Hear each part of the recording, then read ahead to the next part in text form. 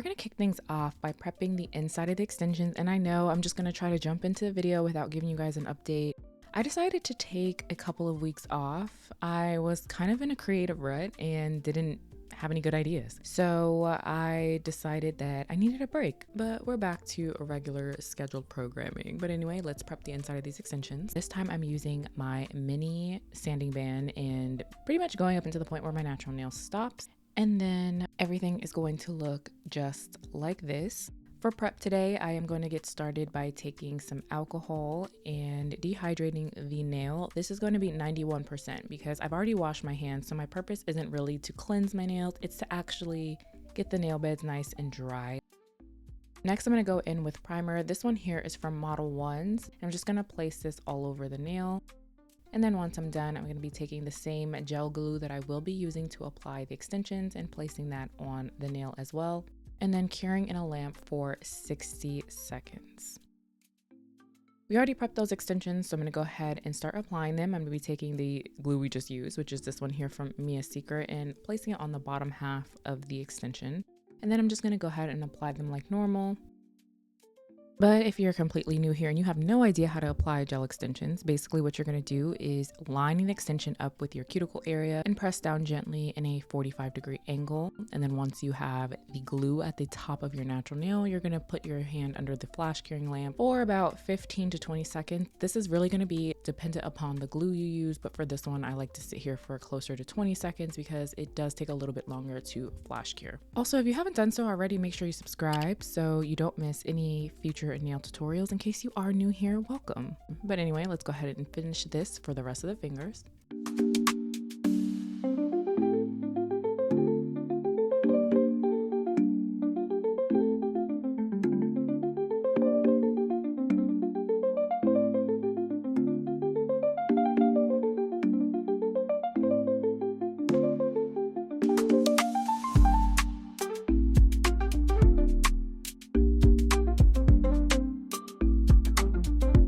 So what you see me doing here is I'm applying the extension like normal, but I use too much glue. So there's a little bit of glue seeping out the side. So I'm just going to clean it up with this little microfiber eyelash thing.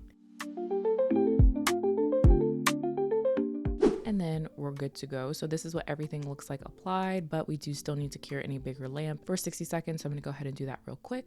And then I'm going to prep the extensions and get them ready for polish. Now, you don't have to do this step. You can totally apply base gel. I decided that since my drill is within arm's reach, I'm just going to remove the shine from the nail because I also want to seal my cuticles. So as I'm removing the shine from the nail, once I'm done doing that, I'm going to go into my cuticle area and gently move from side to side to basically seal them so they blend in with my natural nails. Then once I'm done, I'm going to go in with some acetone and rub it on the bottom half of the extension, back and forth in scrubbing like motions so that it blends even further and it looks like my nails just grew naturally stiletto and long.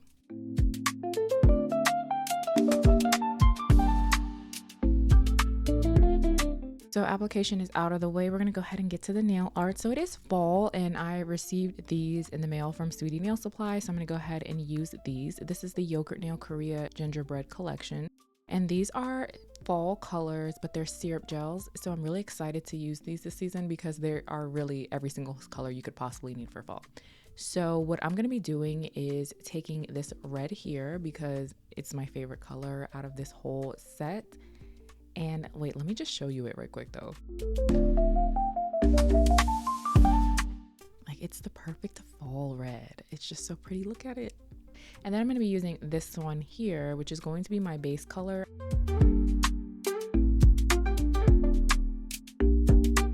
So we're going to be doing a look that has a lot going on. I think this is probably going to be the most maximalist look you'll see on this channel. Not you'll see, but you've probably seen on this channel so far. So what we're going to do is take that red and I'm going to lay this down on my pinky finger, my middle finger, and my thumb. So basically alternating fingers. Next, I'm going to be taking that neutral shade called Salt Bread and applying it to the other fingers, which are my pointer finger and my ring finger. And for now, I'm just applying one thin layer and then curing for 60 seconds once I'm done. Here is what one layer of each color looks like at this point. You can see that it has good coverage and it is still slightly sheer. So I'm going to go in with some more layers to see how well it builds up. So I decided to only add one layer on that neutral color because it was already giving me the exact color that I wanted, but I just wanted to test things out. So I stopped at 2 layers. But for the red color, I decided to do 3 layers. And I felt like once I got 2 layers, it was still kind of sheer for my liking. The neutral color being sheer is okay because I'm going to be doing a French tip, but I wanted the red to be a little bit darker. So I ended up going with 3 coats, and this is what everything looked like once I was done. And it was absolutely perfect for what I was looking for. So just to recap, 2 layers are on the neutral colored nails, and then on the red colored nails, there are 3 coats. Now we're gonna do some French tips. This is going to be like a maximalist design, so each nail is going to be unique except for the 2 that we're working on right now. So I'm gonna draw a French tip onto the one where we have that neutral base color, and I'm gonna use the same polish we used to apply to the middle finger, the pinky finger, and the thumb.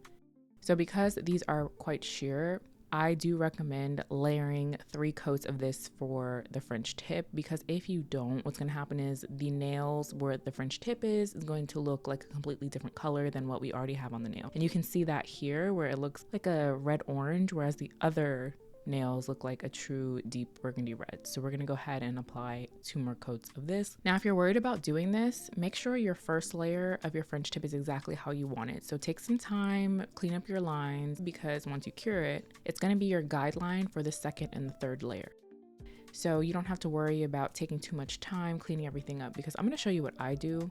I just lay the color down, follow the line that is already there, and then I take an alcohol dipped brush and clean up my lines. That first layer is going to be the most important. It's like a coloring book. You have your outline, then you're going to color within the lines. That's it. So after curing that, I'm going to go in with all my charms and all the fun stuff because I'm the most excited for this.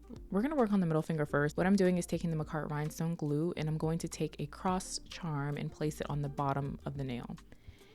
So I decided that I want my cross to point outward, so if someone is looking at my nails, it's facing them. I thought that made the most sense for this design. Typically, I don't care who's looking at them. I want them to be facing me, but this time I decided to be a little less selfish. I'm going to flash cure with this little handheld lamp, which is very useful when doing designs like this because you don't have to keep moving your hand. And then I'm going to start creating the necklace part. So I'm going to lay down the rhinestone glue so I have a map of where I want the beads to be. And I'm just going to curve it slightly so it reaches to the midpoint of my nail. And then I'm going to take some gold pearls and just place them on top of that glue so it curves just like a necklace would if you were wearing it. And then once I'm done, I am going to flash cure again with my little lamp because I don't want the beads to move. Because there's so much glue on the nail, they're going to slip and slide. So you want to make sure you hold them in place as soon as you get them exactly where you want them.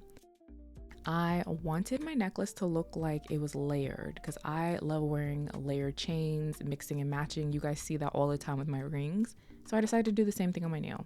So what I'm going to be doing is taking smaller pearls and basically making a U shape on the nail. But I decided that the pearls was looking too bland. So I went in between each white pearl with a gold small caviar bead.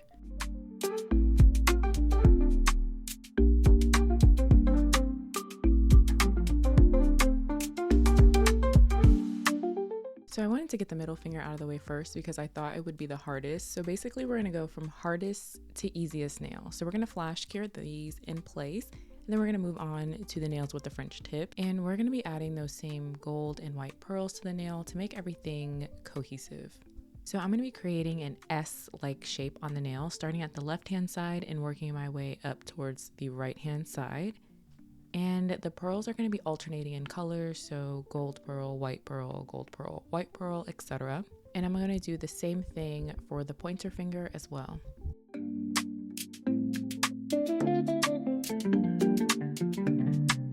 So now it's time to work on the thumb finger. So in case you missed my previous video where we unboxed these are called my Princess Peach charms because they remind me of Princess Peach from Mario Brothers. Don't ask me why, that's just what they do. So we're going to take the red charm to make sure everything is consistent, and we're going to place it right in the middle of the nail because it's going to be our center focus. And then once that's in place, I'm going to take the rhinestone glue from Makartt and completely cover the entire nail. I'm going to be going in with the pearls, the gold ones and the white ones, and fully covering the nail. So I know this one looks like it may have been the hardest, but it really isn't because you just kind of lay the pearls wherever. You don't have to think about it. You just kind of move them around, up, down, side to side, whatever feels good until the nail is fully covered. This probably took me like 5 minutes. The other nails took me way longer, so just throw everything on the nail. Usually with these kits of pearls, it'll come with large ones, medium-sized ones, and smaller ones, so you can just play with the sizes in the kit and just figure out what works best. And here's the thing, you don't even fully have to cover the nail. You can do little designs, you can only put them in the middle, only put them around the side, whatever feels good for you. We're finally on the last finger, and this is going to be my pinky nail. What I did was take 3 rhinestones and place them in a zigzag pattern, one on the right, one on the left, one on the right again. And then I'm going to take 4 caviar beads and place them at each corner of the rhinestone. So top, bottom, left, and right. Once it's done, we're gonna have something just like this. Then we're going to go ahead and top coat everything with D&D's No Cleanse Top Gel, and I prefer this one when I am working with rhinestones, caviar beads, and everything because it's thicker and it's going to add a protective layer over those things so that they don't lose their color too fast. And then I'm gonna wrap everything up by applying this pineapple cuticle oil. Y'all, it smells so good. I had to put it on before I take my final pics. And then here are what the nails look like all done. So after taking a little mini break, I felt inspired to just try something completely different, add a lot of rhinestones on the nail, but don't go completely out of my style. So if you guys enjoyed this video, be sure to give it a thumbs up. Let me know how you feel in the comments down below. If you're not subscribed, make sure you do so on your way out. But in the meantime, I will see you in one of these videos here.